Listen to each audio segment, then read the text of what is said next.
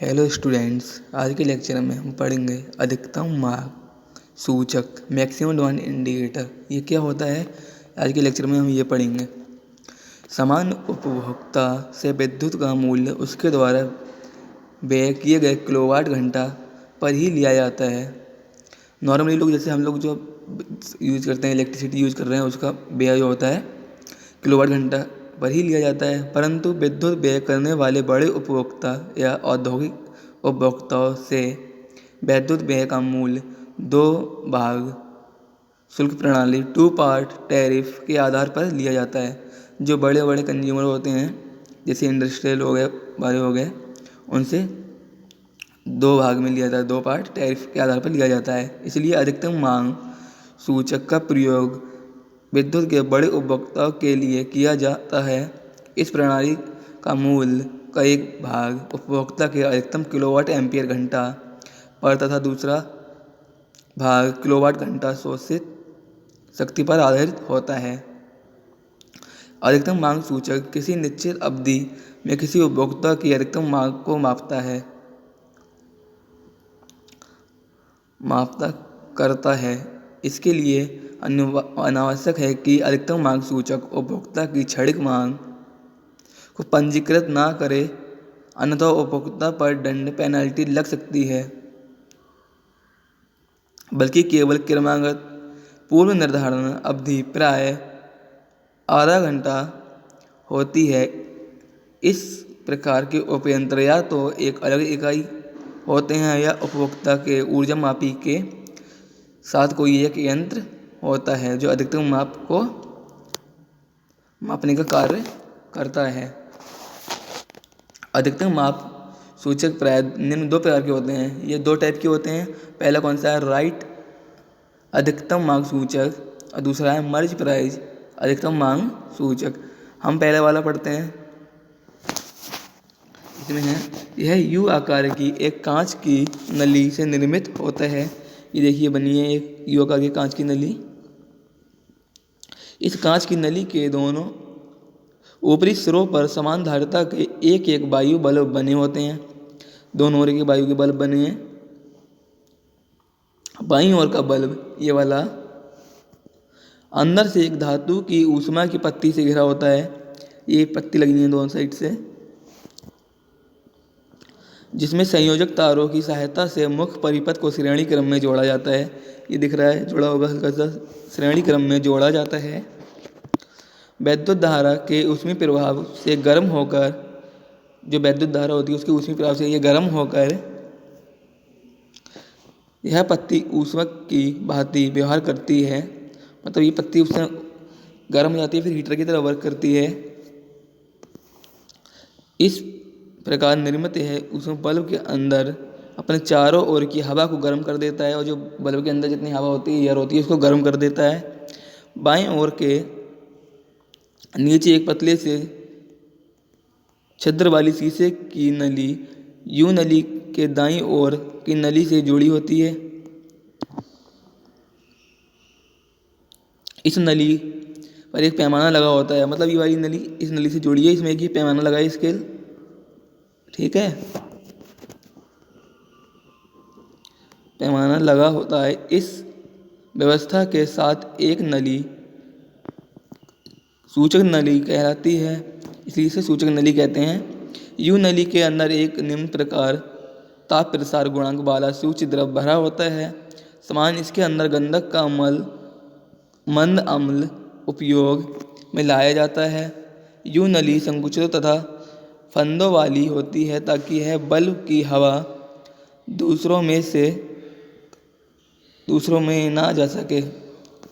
मतलब बल्ब की हवा दूसरों में ना जा सके। अब इसकी कार्य वर्किंग देखते हैं। वर्किंग क्या होती है? मीटर को स्थापित करते समय ना पुनः व्यवस्थित करते समय इस बात का ध्यान रखते हैं। मतलब जब मीटर लगाते हैं एक बात का ध्यान रखना चाहिए कि सूचक नली से सूचक द्रव शून्य चिन्ह तथा दाएं ओर नली सूचक नली के मुंह तक भरा होना चाहिए। मतलब ये शून्य तक होना चाहिए और ये ऊपर तक भरा होना चाहिए, ऊपर तक भरा होना चाहिए।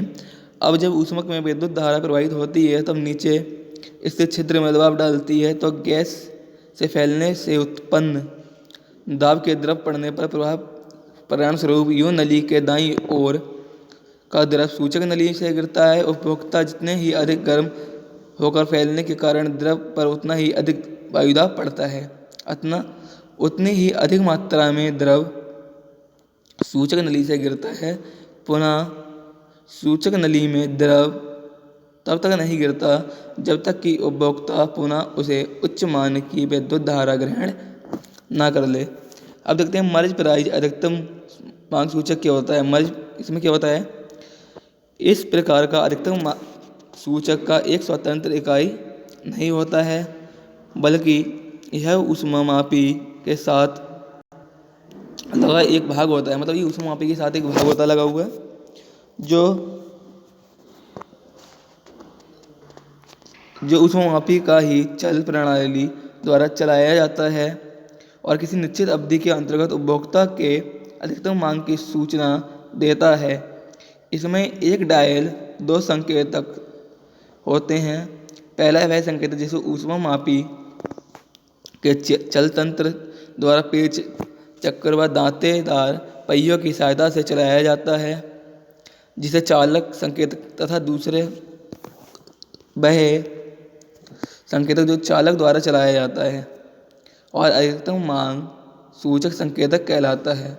यह उपभोक्ता की 3 माह या इससे अधिक आधे घंटे के अधिकतम शक्ति व्यय को पंजीकृत करता है। मतलब ये 3 महीने या इससे अधिक की आधे घंटे से अधिकतम शक्ति को पंजीकृत करता है। यह सूचक अधिकतम शक्ति को वाट मात्रक में रिकॉर्ड करता है। मतलब ये जो रिकॉर्ड करता है ये वाट में रिकॉर्ड करता है। यह आधे घंटे की अवधि के अंत में एक टाइम स्विच जो एक छोटी सिंक्रोनस मोटर द्वारा चलाई जाती है। इस आधे घंटे की अवधि के अंत में एक टाइम स्विच होता है जो एक छोटी सिंक्रोनस मशीन से चलाया जाता है, मोटर से चलाया जाता है। एक कैम तथा बेल क्रैंक लीवर की सहायता से इसे 30 मिनट के समय अंतराल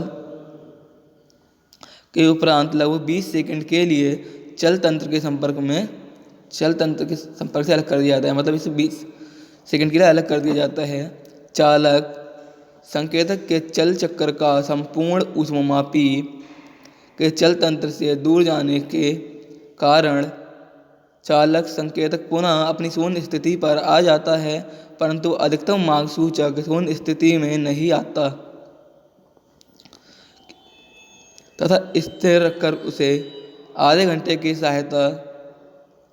की अधिकतम शक्ति व्यय का रिकॉर्ड देता है।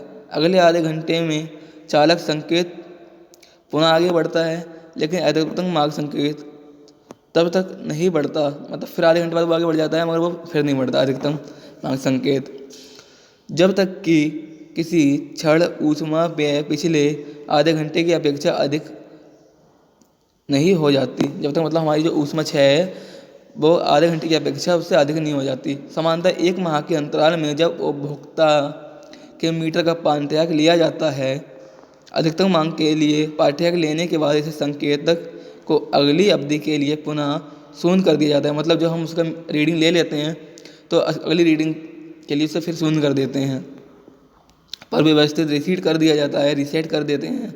मर्ज प्राइस अधिकतम मांग सूचक को चित्र 5.13 में प्रदर्शित किया गया है। मतलब मर्ज प्राइस अधिकतम मांग सूचक को मतलब आगे एक चित्र उसमें इसको दिया गया है और ये भी चित्र इसी का है, ये बना लेंगे। इसमें क्या है, पंजीकृत रजिस्टर रचना है। ये यहाँ पे हमारा मीटर में शो हो जाता है। ये टाइम गियर है, ये कैम हो गई, ये पिनियर हो गया, बेल क्रैंक लीवर हो गया, स्प्रिंग हो गई, संकेतक ये इंडिकेट करता है, ये पिन और स्प्रिंग। अब देखते हैं इसमें एडवांटेज क्या है, इससे लाभ क्या है। उपयंत्र का पैमाना समरूप होता है तथा अधिक परिशुद्धि पाठ्य देता है। नंबर 2 क्या है, इसमें उच्च लोड काफ़ी समय अर्थात 30 मिनट तक अस्तित्व में रहता है। मतलब इसमें लोड जो काफ़ी 30 मिनट तक अस्तित्व में रहता है तथा उच्च मांग को थोड़ी अवधि के लिए छोड़ा नहीं जाता और ये बैलूत से थोड़ी भी समय के लिए छोड़ा नहीं जाता। इसमें हानि क्या है, इसकी संरचना जटिल होने के कारण अपेक्षाकृत महंगा है, मतलब ये बहुत कॉस्टली होता है। इसका प्रचालन ऊष्मामापी की चालन प्रणाली से जुड़ा रहता है, इसलिए इसको स्वतंत्र इकाई के रूप में प्रयुक्त नहीं किया जा सकता। आज के लेक्चर में हम इतना ही पढ़ेंगे। Thank you.